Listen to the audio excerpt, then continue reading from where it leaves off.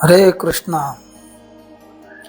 ಪ್ರಾಚೀನ ಕಾಲದ ಎಲ್ಲ ಮುಕ್ತಾತ್ಮರು ನನ್ನ ದಿವ್ಯ ಸ್ವಭಾವವನ್ನು ಹೀಗೆ ಅರ್ಥ ಮಾಡಿಕೊಂಡು ಕರ್ಮವನ್ನು ಮಾಡಿದರು. ನೀನು ಅವರ ಹೆಜ್ಜೆಯನ್ನು ಅನುಸರಿಸಿ ನಿನ್ನ ಕರ್ತವ್ಯವನ್ನು ಮಾಡಬೇಕು. ಭಾವಾರ್ಥ: ಮನುಷ್ಯರಲ್ಲಿ ಎರಡು ವರ್ಗಗಳು. ಕೆಲವರ ಹೃದಯಗಳು ಕಲುಷಿತವಾದವು, ಐಹಿಕ ವಿಷಯಗಳಿಂದ ತುಂಬಿ ಹೋಗಿರುತ್ತವೆ.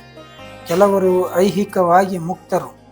ಇವರಿಬ್ಬರಿಗೂ ಶ್ರೀಕೃಷ್ಣ ಪ್ರಜ್ಞೆಯ ಸಮಾನವಾಗಿ ಪ್ರಯೋಜನಕರ ಕಲ್ಮಶಗಳಿಂದ ತುಂಬಿ ಹೋದವರು ಕ್ರಮಕ್ರಮವಾದ ಶುದ್ಧೀಕರಣ ಪ್ರಕ್ರಿಯೆಗೆ ಶ್ರೀಕೃಷ್ಣ ಪ್ರಜ್ಞೆಯ ಮಾರ್ಗವನ್ನು ಸ್ವೀಕರಿಸಬಹುದು.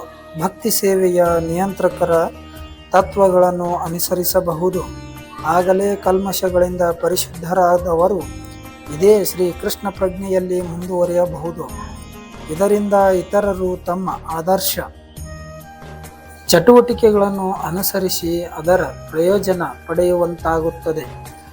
ಬುದ್ಧಿ ಇಲ್ಲದವರು ಅಥವಾ ಶ್ರೀಕೃಷ್ಣ ಪ್ರಜ್ಞೆಯಲ್ಲಿ ಹೊಸಬರು ದೀಕ್ಷೆಯನ್ನು ಪಡೆದವರು ಶ್ರೀಕೃಷ್ಣ ಪ್ರಜ್ಞೆಯನ್ನು ತಿಳಿದುಕೊಳ್ಳುವುದೇ ಕ್ರಿಯೆಗಳಿಂದ ನಿವೃತ್ತರಾಗಲು ಬಯಸುತ್ತಾರೆ.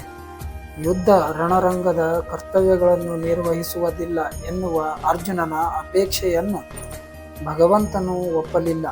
ಹೇಗೆ ಕರ್ತವ್ಯವನ್ನು ಮಾಡಬೇಕು ಎಂದು ತಿಳಿಯದಿರಬೇಕು ಅಷ್ಟೇ.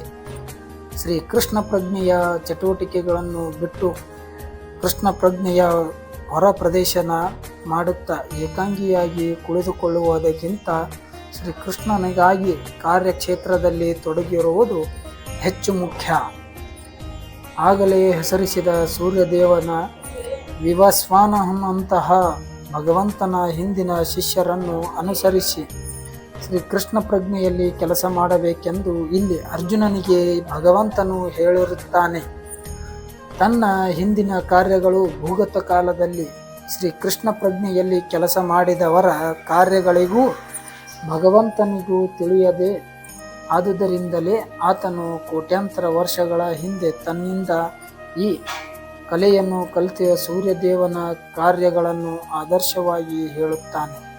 ಶ್ರೀಕೃಷ್ಣನ ಇಂತಹ ಹಿಂದಿನ ಶಿಷ್ಯರನ್ನೆಲ್ಲ ಶ್ರೀಕೃಷ್ಣನು ನೇಮಿಸಿದ ಕರ್ತವ್ಯಗಳಲ್ಲಿ ನಿರತರಾಗಿದ್ದ